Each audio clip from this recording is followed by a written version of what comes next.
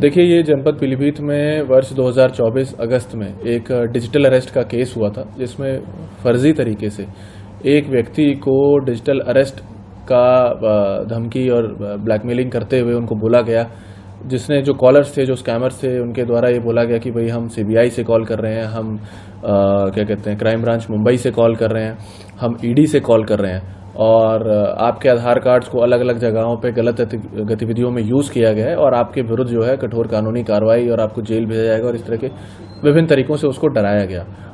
उसके भय में आते हुए उस व्यक्ति के द्वारा अपने दोस्तों से भी पैसा उधार लेते हुए कुल 57 लाख से अधिक रुपए इनको स्कैमर्स को दिए गए।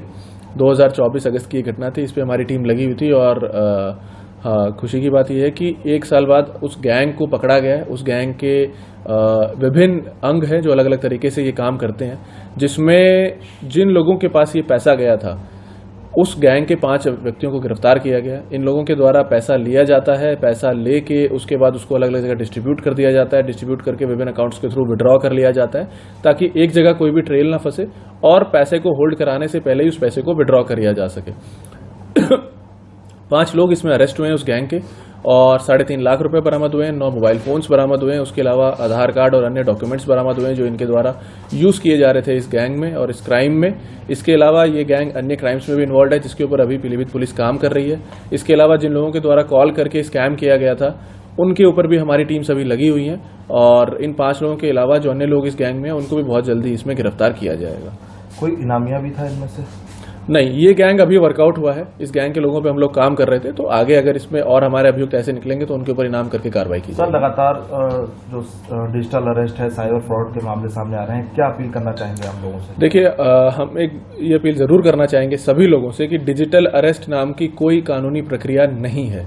तो सबसे पहले तो ये चीज समझ लीजिए कि किसी भी प्रकार से कोई भी आपको फोन पे अगर डिजिटल अरेस्ट का या किसी प्रकार के अरेस्ट का बहाना देके पैसे मांग रहा है तो वो संपूर्ण रूप से फ्रॉड केस है।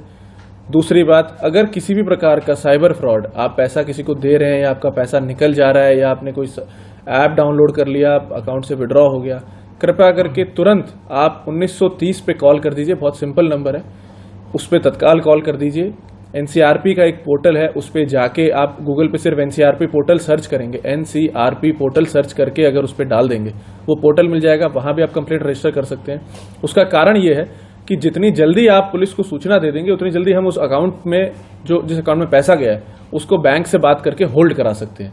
होल्ड कराने से सबसे अच्छी चीज ये होती है कि कम से कम आगे कितना भी समय लगे उस गैंग को पकड़ने में, आपके पैसे को बैंक कोर्ट्स के माध्यम से रिलीज कराया जा सकता है और एक बार पैसा विड्रॉ हो जाए तो फिर वो पैसा रिकवर तभी होता है जब उस गैंग को पकड़ा जाए और उससे रिकवरी करी जाए। तो मैं यही अपील करूंगा कि कोई भी घटना आपकी जानकारी में किसी के साथ हो उसकी सूचना तत्काल दे दें।